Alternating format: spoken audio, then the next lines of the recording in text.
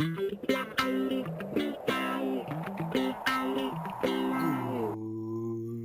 morning, Eagles. Happy Hybrid Thursday. It is time for us to start another amazing Olin Day. Every day we take a moment to honor our country with the Pledge of Allegiance. At this time, I'd like you to please stand and face the flag. Place your right hand over your heart. Ready? Begin.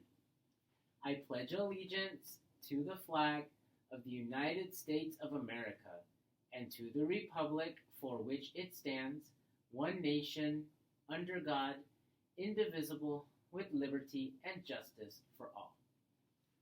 Thank you. Please be seated. Eagles, today I'd like to talk to you about self-responsibility. How many of you have heard the story about Hercules and the Wagoner? Well, it's about a man who was driving his wagon down a muddy road when the wheels got stuck. He called out for help, and no one came. He called out for help again, and no one came. He kept calling out for help, and still no one came. Finally, Hercules appeared and said, "What's wrong with you? Why aren't you trying to push the wagon out of the mud? Why are you just standing there calling out for help?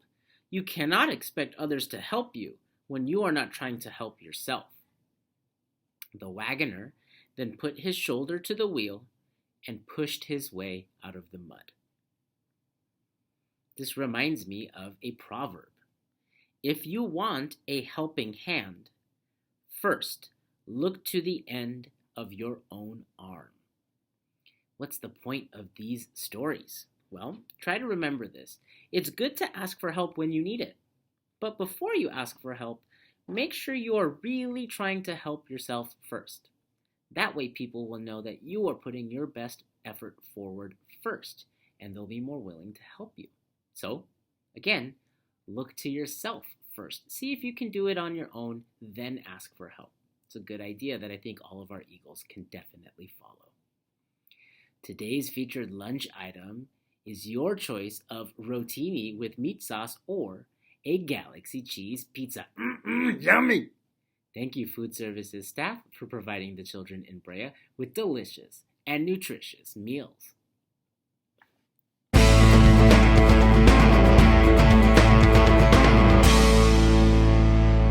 Today's animal facts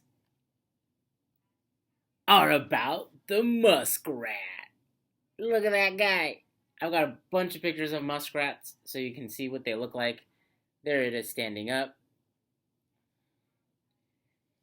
Here you can get an idea of how he lives. Looks kind of like a beaver, huh? And here's one more picture because I want you to see that tail. Look at how round they are. So Jana from Mrs. G's class suggested this animal, and I thought it was a great idea because I really like muskrats. So they are large rodents, and that means they're related to rats and mice and gerbils and hamsters and all of those kinds of animals. They are aquatic animals, and they look a lot like their relatives. They are very round, and they have short legs and almost invisible ears. It's almost like you can't see their ears at all. They are around the size of a very large rat, so they can grow to about 25 inches in length, and I think the heaviest muskrat ever was around 4 pounds, but they're usually between 1.5 pounds to 3 pounds. They do have a long tail, so their tail adds another at least 7 inches, if not almost a foot, to their whole body. So that's kind of how you know you're not looking at a regular rat. It has a very long tail. These animals are native to North America, but sometime in the 20th century, they were introduced to the eastern part of Asia.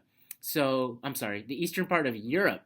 So now you can find them in Ukraine and Russia, and in some parts of China and Mongolia. So I guess when I said Asia, I wasn't that far off. They are even on a very specific island in Japan called the Honshu Island. They love wet areas, and they kind of like to have between 4 and 6 inches of water. They typically make their homes in marshes and swamps or like wetlands in general, but they love, love, love marshes. Hot and dry weather is not good for them. So you probably won't see a muskrat here in Southern California. Um, they have this really interesting mechanism about them. It's called regional heterothermia. What regional heterothermia means is they have the ability to regulate the flow of blood in their body. So they can make more blood go to like their feet or their tails. It's very interesting. What this does is it keeps them cooler than the rest of their body. And that's kind of important because in the water, they need to regulate their body temperature a lot.